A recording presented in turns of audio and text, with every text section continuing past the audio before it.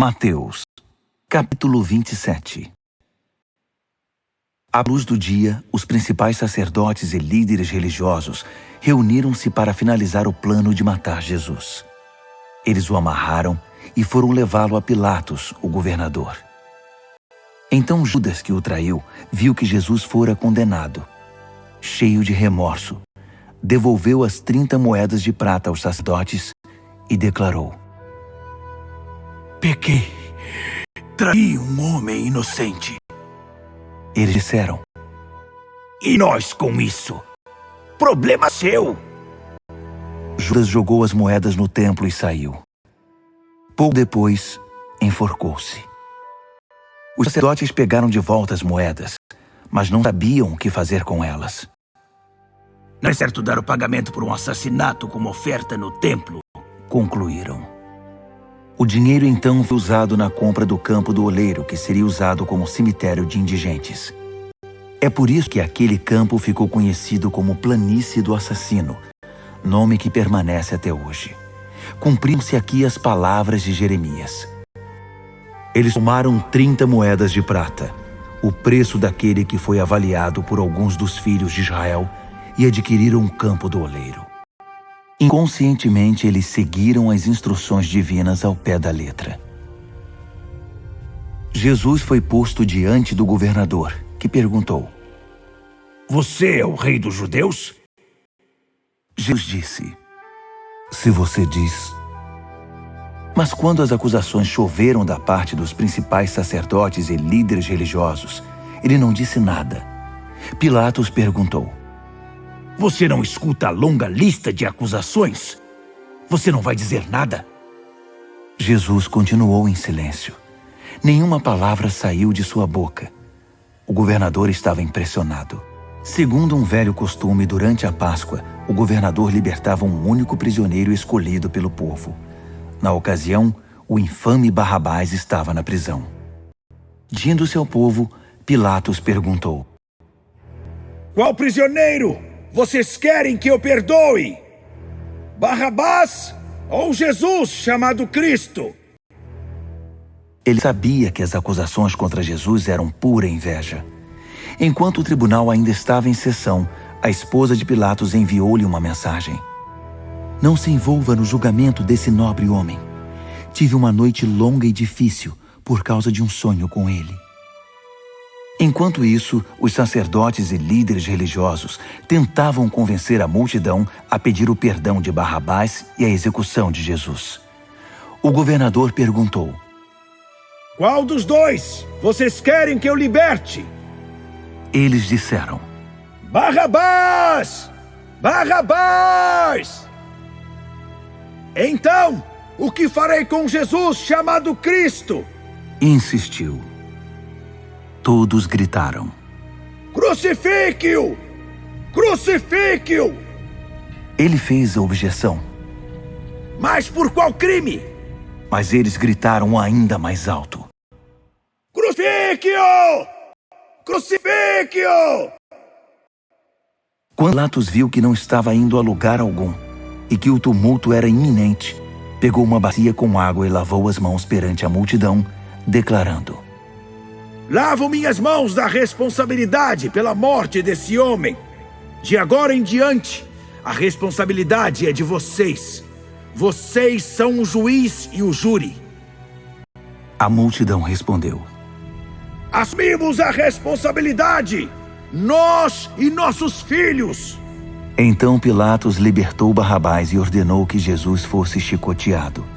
Depois o entregou para a crucificação.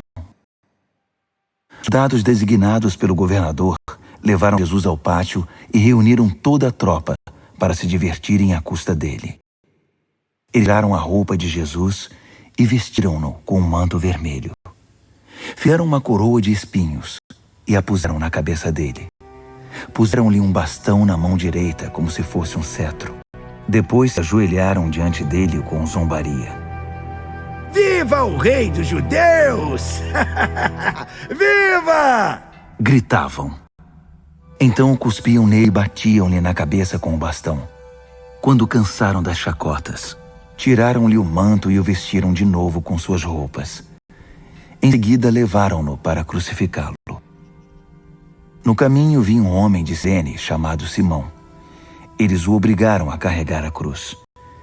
Chegando a um lugar chamado Gólgota, que significa Colina da Caveira, ofereceram a Jesus vinho misturado com fel, para aliviar a dor, mas quando ele o provou, recusou-se a beber. Assim que o pregaram na cruz, ficaram esperando sua morte. Passavam o tempo jogando dados e apostando as roupas do condenado. Acima da cabeça dele, escreveram os termos da acusação: Este é Jesus, o Rei dos Judeus. Com ele crucificaram também 2 criminosos, um à direita e o outro à esquerda. Os que passavam caçoavam, sacudindo a cabeça e ironizando. Você alegou que poderia destruir o templo e reconstruí-lo em 3 dias. Mostre agora seu poder! Salve-se! Se você é mesmo o Filho de Deus, desça da cruz! Os principais sacerdotes, os mestres da lei e outros líderes religiosos estavam ali, misturados ao povo, divertindo-se e zombando de Jesus. Ele salvou os outros, mas não pode se salvar. Você é o rei de Israel? Então desça da cruz e todos nós acreditaremos em você. Ele estava tão confiante em Deus. Bem, que Deus resgate seu filho agora. Ele não alegava ser filho de Deus? Até os 2 criminosos crucificados com ele participaram da zombaria. Então, do meio-dia às 3 da tarde, toda a terra ficou na escuridão. Cerca de 3 horas da tarde, Jesus gritou bem alto: Eli, Eli, lama sabachthani. Que quer dizer: meu Deus, por que me abandonaste?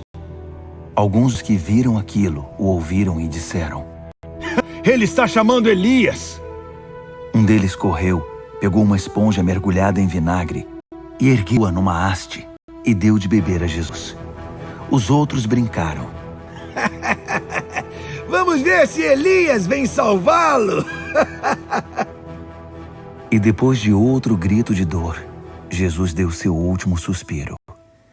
Naquele instante, a cortina do templo rasgou-se ao meio, de alto a baixo. Houve um terremoto e pedras se despedaçaram. Além disso, túmulos se abriram e muitos que haviam sido fiéis a Deus foram ressuscitados. Depois da ressurreição de Jesus, eles deixaram os túmulos, entraram na cidade santa e apareceram a muitos. Quando viram o terremoto e os outros fenômenos, o capitão da guarda e os que estavam com ele ficaram morrendo de medo. Eles disseram: É o Filho de Deus. Só pode ser. Havia ali também algumas mulheres que observavam a certa distância. Elas haviam seguido Jesus desde a Galiléia para servi-lo. Entre elas estavam Maria Madalena, Maria, mãe de Tiago e José, e a mãe dos irmãos Zebedeu. Mais tarde, chegou um homem rico de Arimateia, discípulo de Jesus. Seu nome era José. Ele pediu o corpo de Jesus a Pilatos e o governador atendeu ao seu pedido. José tomou o corpo, envolveu-o em linho limpo, depositou-o no próprio túmulo, um túmulo novo. Havia pouco escavado na rocha e pôs uma grande pedra à entrada. Então foi para casa. Maria Madalena e a outra Maria, porém, sentaram-se num lugar de onde podiam ver o túmulo. Depois do pôr do sol, os principais sacerdotes e os fariseus pediram uma audiência com Pilatos. Eles disseram: Senhor, nós nos lembramos do que aquele mentiroso anunciou quando estava vivo. Após 3 dias eu ressuscitarei. Precisamos manter o túmulo selado até o 3º dia. Há uma boa chance de que os discípulos dele roubem o corpo e saiam por aí dizendo que ele ressuscitou. Então estaremos em péssima situação. O último engano será pior que o primeiro. Pilatos concordou. Estarão uma guarda. Vigiem o túmulo da melhor maneira que puderem. Em seguida, eles saíram, puseram guardas no túmulo e selaram a pedra.